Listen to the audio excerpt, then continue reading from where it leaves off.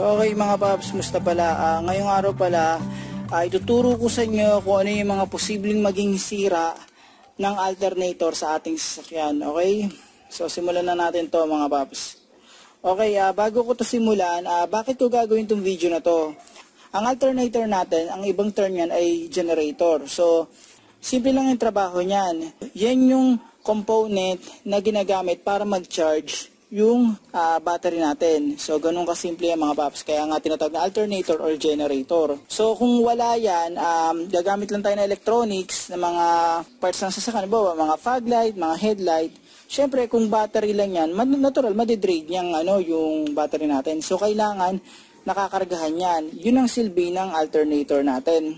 Ang gagawin kong video, ipapakita ko sa inyo kung ano yung mga posibleng pwede maging sira ng alternator natin. Ang gagawin ko rin ay hindi yung totally full disassembly kasi kulang ako sa gamit. Pero makukuha nyo yung konsepto kung ano yung mga parts at mga dapat yung i-check kapag may problema itong alternator. Sa mga paps, bago natin tanggalin yung alternator, isa sa mga way para ma-check kung may problema sa charging system natin at sa alternator natin ay ang pag-check ng battery voltage. Ngayon, sa battery voltage, dapat ilalagay yung tester dun sa battery, tapos meron dito sa loob ng sasakyan na tatapak ng accelerator. Ang battery voltage dapat natin 13.2 hanggang 14.8. Kapag tinatapakan natin yung accelerator, tapos nasa 2,000 RPM tayo. So dapat dun tumatakbo yung range ng voltahe natin. So kung makikita nyo, ayan, 11.95.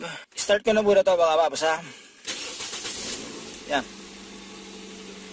So ang technique dito mga paps, para malaman nyo kung goods yung charging system nyo, dapat yung yung RPM nyo around 2,000 RPM. Tatapakan nyo yung accelerator nyo. Pakita ko lang, ha. So dapat kapag naka 2,000 RPM tayo, yung voltage dapat natin dito 13.2 hanggang 14.8. So ibig sabihin good yung charging system natin. Okay? So gagawin ko to 2,000 RPM ko yan mga paps, ha.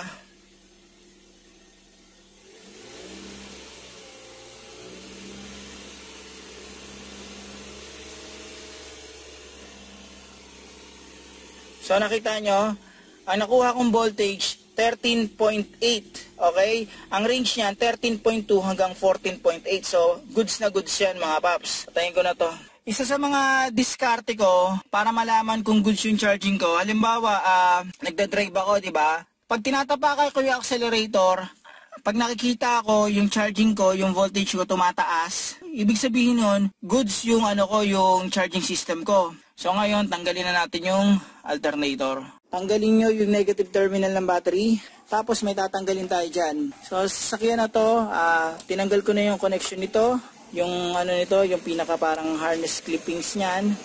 Tapos yung cover dito, tinanggal ko na. Tapos, pagkatanggal natin dito, tatanggalin natin yung pinaka bolt dito. Yan, ito ay 12mm. Yan, 12mm yan.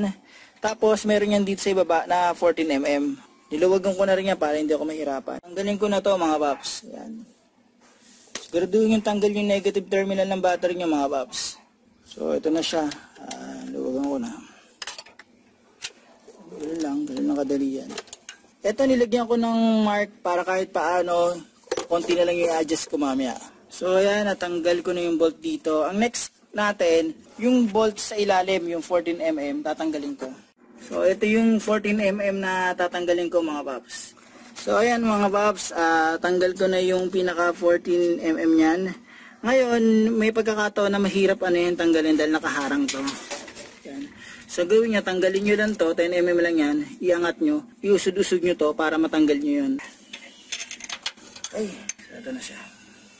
So, ang next natin dito mga paps, usod natin to para matanggal natin yung belt. Yan, maada lang natin itong part na to. So ayan mga paps, matatanggal ko na yung pinaka-alternator nya. Yan, galaw-galawin nyo lang yan.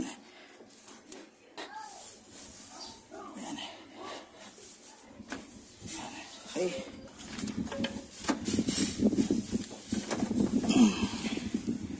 Yan. Okay.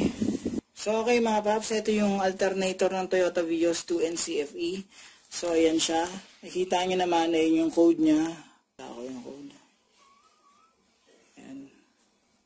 Ngayon, ito, kapag magpapalit kayo nito, siguraduhin nyo na yung papalit yung alternator ay akma sa sasakyan nyo.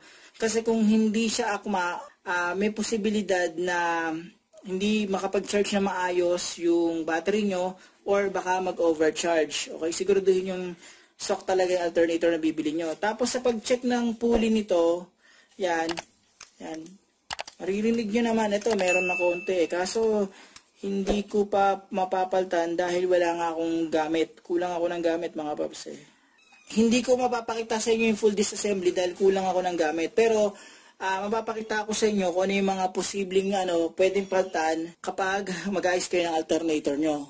Kung babaklasin nyo to, halimbawa may mga gamit kayo, markahan nyo yan, minarkahan ko sa akin. Minarkahan ko. Dito ko na minarkahan kasi mayroong ukayan dito para may pattern. Tapos ito, yan. Tanggalin natin to. Ito 8mm yan.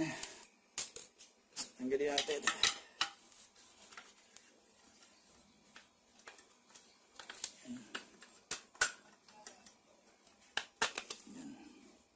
Okay. Tapos, tanggalin natin to.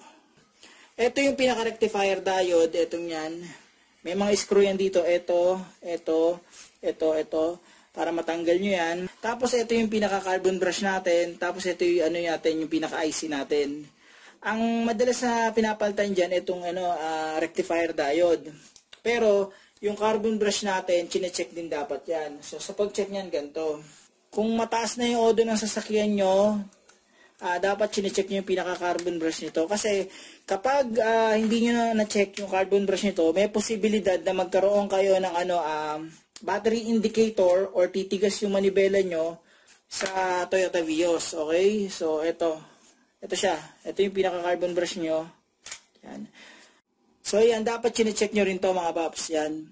Kapag mababa na yung pinaka-carbon brush nyo, paltan nyo na. Ito, napapaltan to ng buo. Ito yung replacement ito, around 400 to 500. Yung original nito, posibleng umabot ng 1,000 mahigit. Okay? So, yan. Titignan nyo. Pag mababa na yan, paltan nyo na. Kasi pag mababa na yan, hindi na ko-contact yan dito. Yan. Tapos, eto, i-check nyo rin to. Yung pinaka-rectifier diode natin, may mga mga parang terminal. Tignan nyo to kung mapuputol na. Sumukha. Yan, titignan nyo. Kapag ito mapuputol na, paltan nyo na pag punong-puno na ng carbon. Yan. Okay?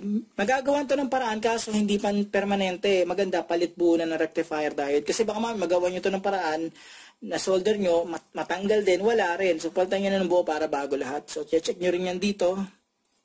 Saka, dito sa kabila. Okay? Yan. So, ito, bihira naman to masira, pero titignan nyo yung contact yan dito. Ayan, may mga contact yan dito. Tignan nyo na lang. Tapos, eto sa pagtatanggal ng screw, ingat din kasi mahirap kapag baka mamaya mabilugan kayo. Ayan.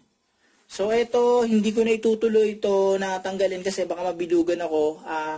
Wala akong gamit kulang ako sa gamit kaya hindi ko pwedeng ituloy ito. Okay naman itong pinapakita ko lang sa inyo kung ano yung mga dapat nyo i-check. Sa pagbabalik ng carbon brush, nakita nyo may butas yan, di ba? Ganito lang gagawin nyo. Itutulak nyo to. Natutulak yan. Dalawa yan dalawa. Natutulak. Itulak nyo lang yan pababa ganon. Yan. Tapos, harangan nyo rito ng partible. Ayusin ko Yan. Ganyan na siya. Ganyan na. Ganyan. Tapos, lalagay nyo yan dito. Okay.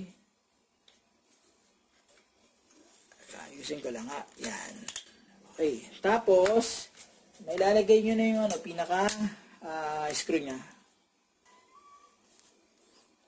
So, paano mga paps, hanggang dito na lang yung video ko. Sana kahit paano itong video na to, nakatulong to in case na magre-repair kayo or mag-check kayo ng alternator ng inyong sasakyan. So, ito, kapag hindi nagkakarga na maayos ang battery nyo, check nyo alternator.